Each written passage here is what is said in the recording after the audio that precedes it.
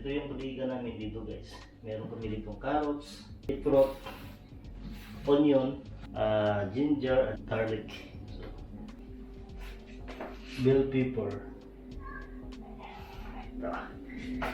Nainganyo kasi ako dito gumawa ng ganito guys. Kasi yung una kong punta dun sa lola ni Mrs. Sobrang dami ng mga pickle, mga klase-klaseng gulay tulad ng mga kamatis, pipino, tapos yung yung mga ginawa yung tapos garlic, tapos mushroom. Sobrang dami, hindi ko na matandaan yung yung ginawa ni lola. Sobrang dami guys.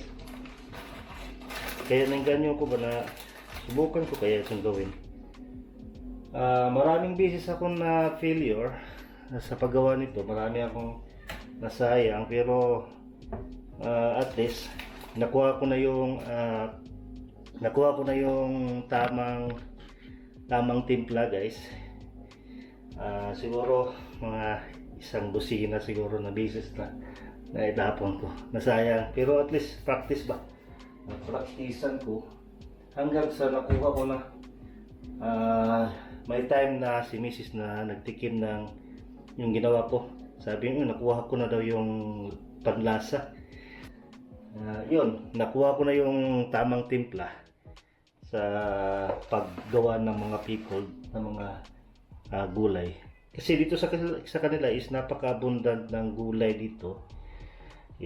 That's why nainganyo akong gumawa kaysa bibili doon sa tindahan. Pero ngayon, gagawa lang ako ng kaunti kasi wala akong garapon na paglalagyan. Ay tapon yung iba.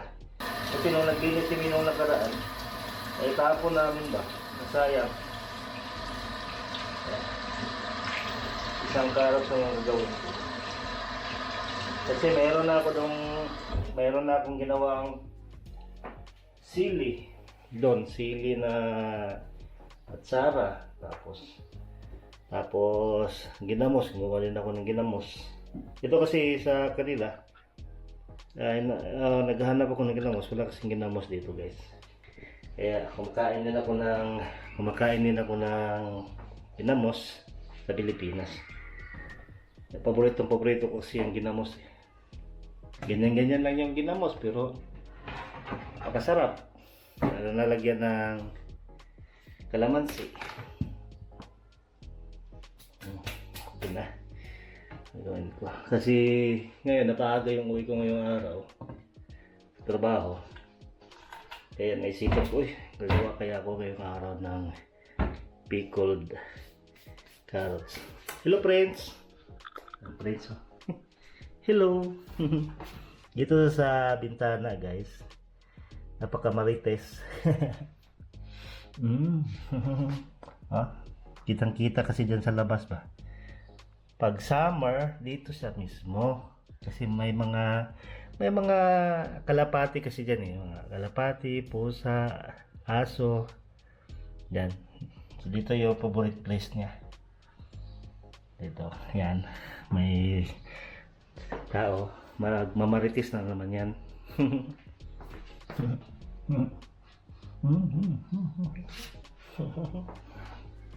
Yan yung favorite spot ni friends.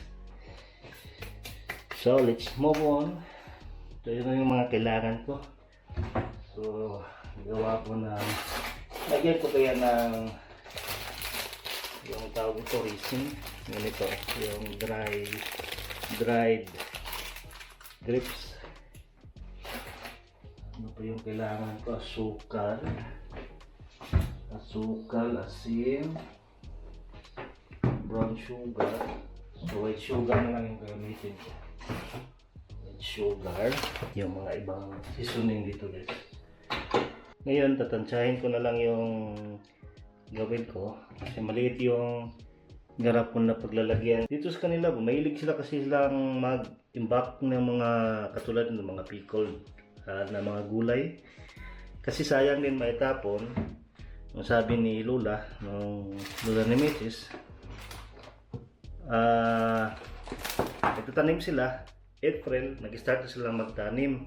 Tapos last harvest August. Then meron pang mga last mga second week of September yung harvest na sa kamatis or pipino. Kaya sila dito nag-imbak talaga sila dito guys. Kasi may winter season sa kanila dito. Sayang maitapon, tapos pag winter season hindi magagamit yung lupa nila kasi nabubulit ng yelo.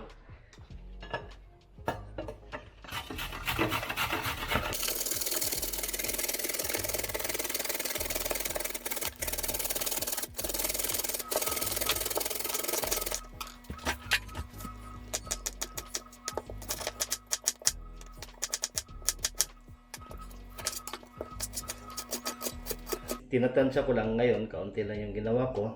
So kalahati ng baso yung vinegar, tapos dito naman yung tubig. So patay ng vinegar. Yung nabili ko dito sa kanila na 9%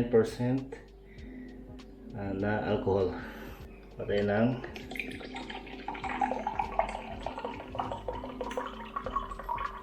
so, yan yung vinegar natin. So, dito ako kumukuha ng tubig sa tap water nila, ito sa gripo. Pag umiinom din ako, dito ako sa gripo, yun kasi malamig ba. Si Mrs. naman, yung filtered water. Ako, nasanay na ako dito sa gripo nila. Malinis naman yung tubig nila dito. Kaya paano, hindi pa naman ako nagkasakit nung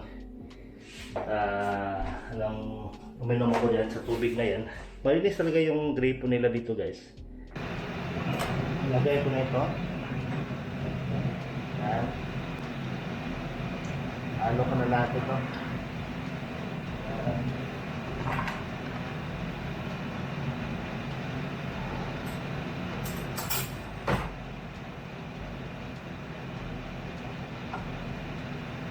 Asin na tayo, asin.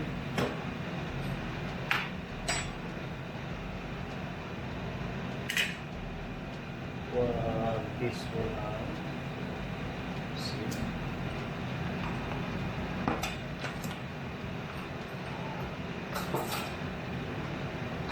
Tapos 2 kutsara ng sukal.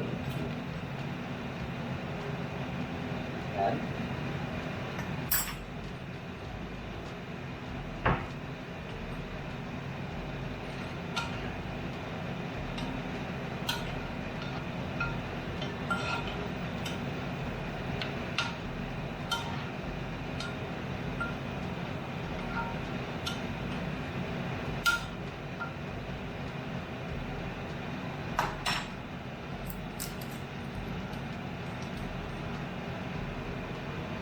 Nilagyan ko ng cloves.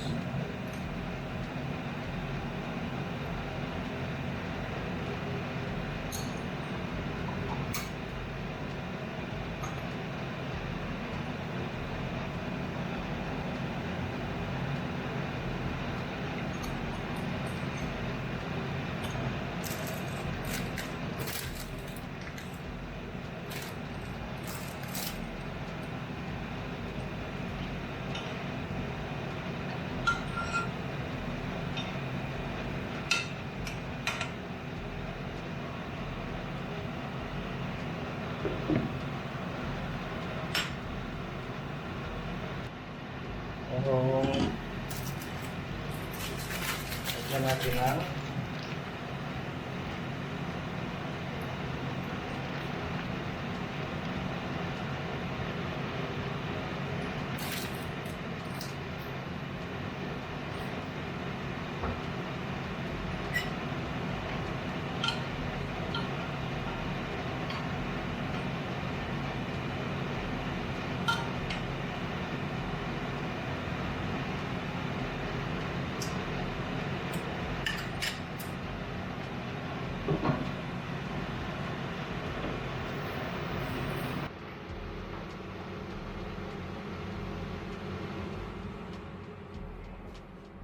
So ngayon guys, lagay ko na dito sa carrots yung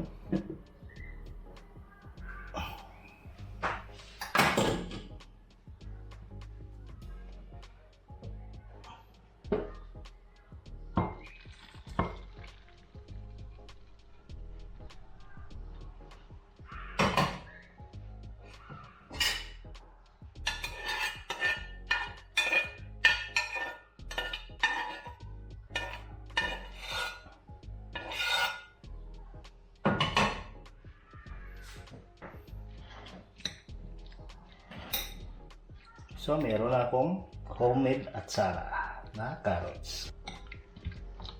So, aside ko lang muna rito. Pag malamig na, saka ko na ilagay sa garapon. Dito na lang muna ito. Ngayong araw, walang mainit na tubig. Kasi dito sa kanila, yearly, 3 weeks walang mainit na tubig. Tempo na lang minsan, may 1 week, ayos na yung linya ng tubig na nire-repair nila. Ganito, walang mainit na tubig. Hintayin na lang ng mahirap pagpasok ng trabaho. Kailangan maligo. Pero sa akin, style ko, gabi ako naliligo. Nagpapainit ako ng tubig. Tapos, para pagka umaga, hindi na ako naliligo kasi sobrang lamig ng tubig nila dito. Kahit i-on mo lang yan, parang may ice. So yun lang guys, yun lang yung gusto kong i-share sa inyo na paano gumawa ng atsara ngayong araw na ito. See you in my next video. Thank you.